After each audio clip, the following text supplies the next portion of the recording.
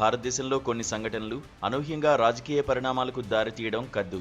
ఇటీవల చోటు చేసుకున్న కొన్ని ఘటనల రాజకీయ పర్యవసానాలు ఎలా ఉంటాయో వేచి చూడాల్సి ఉన్నది. భారత ప్రధాన న్యాయమూర్తి జస్టిస్ గవాయ్పై బూటుదాడి కలిగించిన దిగ్భ్రమ నుంచి సమాజం తేరుకోకముందే హర్యానాలో పూరణ్ కుమార్ అనే ఒక ఐపీఎస్ అధికారి ఆత్మహత్య చేసుకోవడం సంచలనంగా మారింది. ఈ రెండు ఘటనల మధ్య రాయ్బరేలీలో ఒక అమాయకుణ్ణి చెట్టుకు కట్టి కొట్టి చంపారు.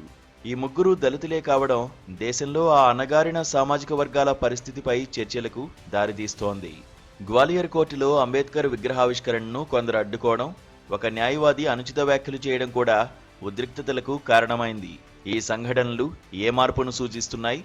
పూరణ్ కుమార్ ఆత్మహత్య తర్వాత సంభవించిన పరిణామాలతో ప్రధానమంత్రి నరేంద్ర మోదీ సోనేపట్లో జన విశ్వాస్ జన వికాస్ కార్యక్రమంలో పాల్గొనవలసి ఉండగా తన పర్యటననే రద్దు చేసుకోవాల్సి వచ్చింది. ముఖ్యమంత్రి సైనీ పాల్గొనాల్సిన వాల్మీకి ఉత్సవాలను కూడా రద్దు చేశారు. పూరణ్ కుమార్ ఆత్మహత్య చేసుకుంటూ రాసిన 9 పేజీల లేఖలో హర్యానాలో తాను ఎదుర్కొన్న కుల వివక్షను, వేధింపులను ప్రస్తావించారు. డీజీపీతో సహా 12 మంది అధికారుల పేర్లను కూడా పేర్కొన్నారు. తనకు ప్రమోషన్లు రాకుండా అడ్డుకున్నారని, ప్రాధాన్యత లేని పోస్టింగ్లు ఇచ్చారని ఆయన ఆరోపించారు. తన భర్త ఆరోపణలు చేసిన వ్యక్తులపై చర్యలు తీసుకోని పక్షంలో ఆయన భౌతిక కాయాన్ని పోస్టుమార్టంకు అప్పగించే ప్రసక్తే లేదని పూరణ్ కుమార్ భార్య ఐఏఎస్ అధికారి అమ్నీత్ కుమార్ పట్టుబడుతున్నారు. పూరణ్ ఆత్మహత్య తర్వాత చండీగఢ్లో ఆయన నివాసాన్ని కాంగ్రెస్ నేత రాహుల్ గాంధీతో సహా రాజకీయ పార్టీల నేతలందరూ సందర్శించడం ప్రారంభించారు. బీహార్లో ఎన్డీఏ మిత్రపక్షంగా ఉన్న లోక్ జనశక్తి నేత కేంద్ర మంత్రి చిరాగ్ పాస్వాన్ కూడా పూరణ్ కుమార్ నివాసానికి వెళ్లి ప్రభుత్వ సంస్థలో కుల ఆధారంగా వివక్ష జరుగుతోందని విమర్శించారు. ఈ కుటుంబానికి న్యాయం జరగకపోతే ఏ దళిత కుటుంబం ప్రధాన స్రవంతిలో చేరేందుకు ముందుకు రాదని ఆయన అన్నారు.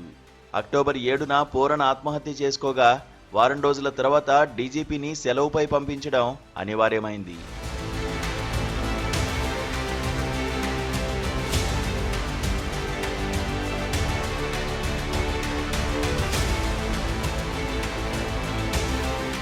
అధికార వ్యవస్థలోనూ రాజకీయాల్లోనూ కుల వివక్ష దేశంలో కొత్తది కాదు.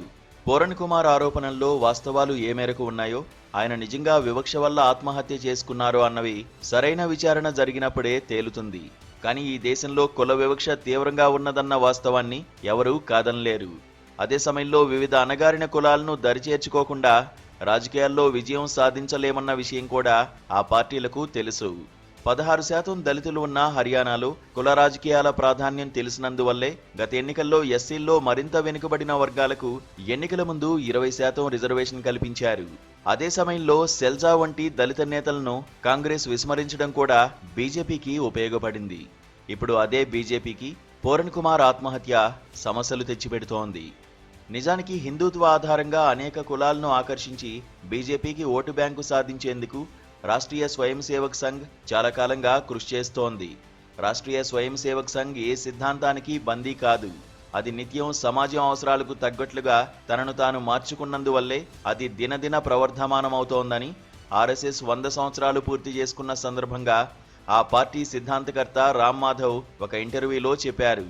కమ్యూనిస్టు పార్టీ కూడా 100 సంవత్సరాలు పూర్తి చేసుకున్నదని, కానీ ఆ పార్టీ క్షీణదశలో ఉన్నదని, 21వ శతాబ్దంలో కమ్యూనిస్టు పార్టీ ఆవశ్యకత తగ్గిపోతుండగా ఆర్ఎస్ఎస్ ఆవశ్యకత పెరిగిపోతోందని కూడా ఆయన వ్యాఖ్యానించారు.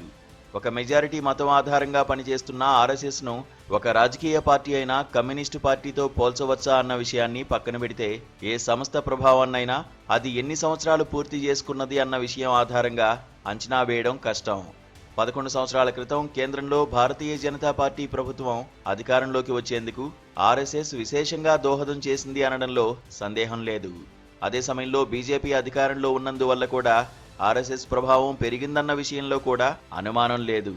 భారతీయ జనతా పార్టీ అభ్యున్నతికి ఆర్ఎస్ఎస్ కారణమైనందువల్ల మోదీ ప్రభుత్వం ఎదుర్కొనే ప్రశంసలనైనా విమర్శలనైనా సంఘ్ను దృష్టిలో పెట్టుకోకుండా చేయడం సరైంది కాదేమో. ఒక రకంగా రాజగురువు పాత్రను సంఘ్ పోషిస్తుండడమే అందుకు కారణం.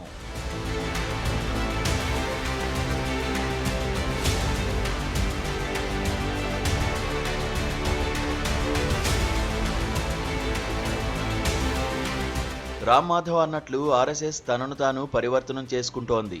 బీజేపీకి ఆర్ఎస్ఎస్కు పెద్ద తేడా లేని విధంగా ఈ మార్పు జరుగుతోంది. అనేక మంది బీజేపీ నేతలు ఆర్ఎస్ఎస్ శిక్షణా శిబిరాల్లో పాల్గొంటున్నారు. ఆర్ఎస్ఎస్ను ఒక ఎన్జీఓగా ప్రధానమంత్రి నరేంద్ర మోదీ చెప్పినప్పటికీ ప్రభుత్వంపై దాని ప్రభావాన్ని విస్మరించలేము.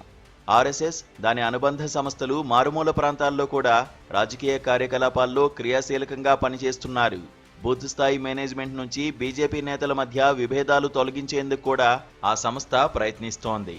వివిధ రాజకీయ పార్టీల మధ్య పొత్తులు సంఘ్ వల్లే ఏర్పడుతున్నాయి.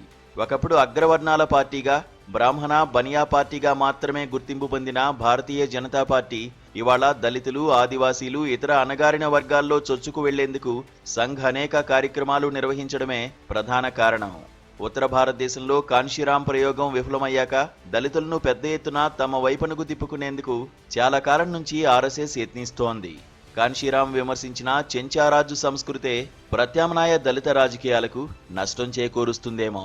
2014, 2019 లోక్సభ ఎన్నికల్లో అత్యధిక దళిత ఓట్లు బీజేపీ సాధించేందుకు ఆర్ఎస్ఎస్ కారణం అనడంలో అతిశయోక్తి లేదు.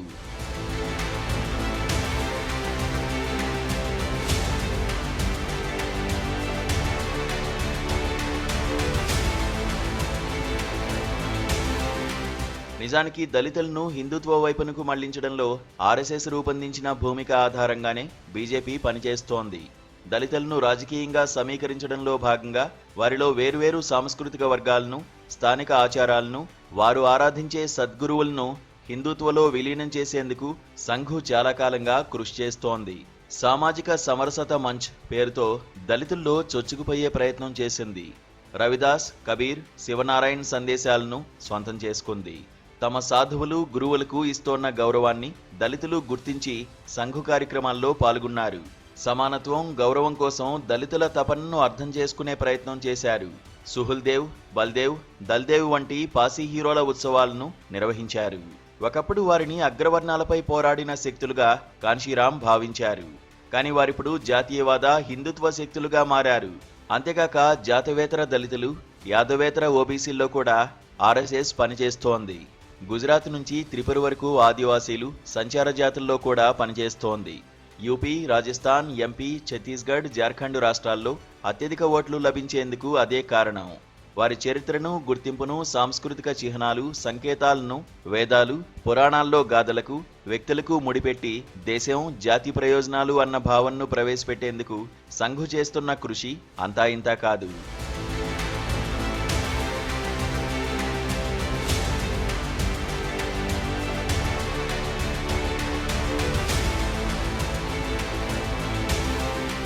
అగ్రవర్ణాలను బీజేపీ వైపు తిప్పుకోవడం పెద్ద కష్టం కాదు.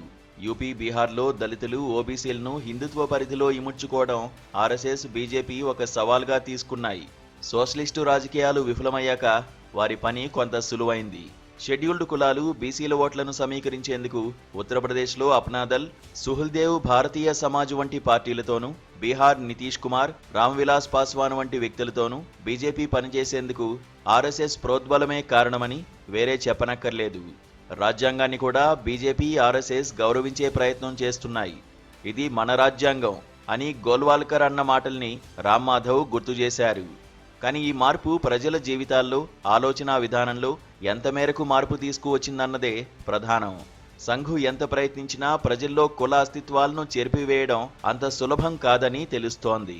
తాను నిలబెట్టిన ప్రభుత్వంపై నైతిక ఆధిపత్యం చెలాయించడం కూడా అంత సులభం కాదని స్పష్టమవుతోంది.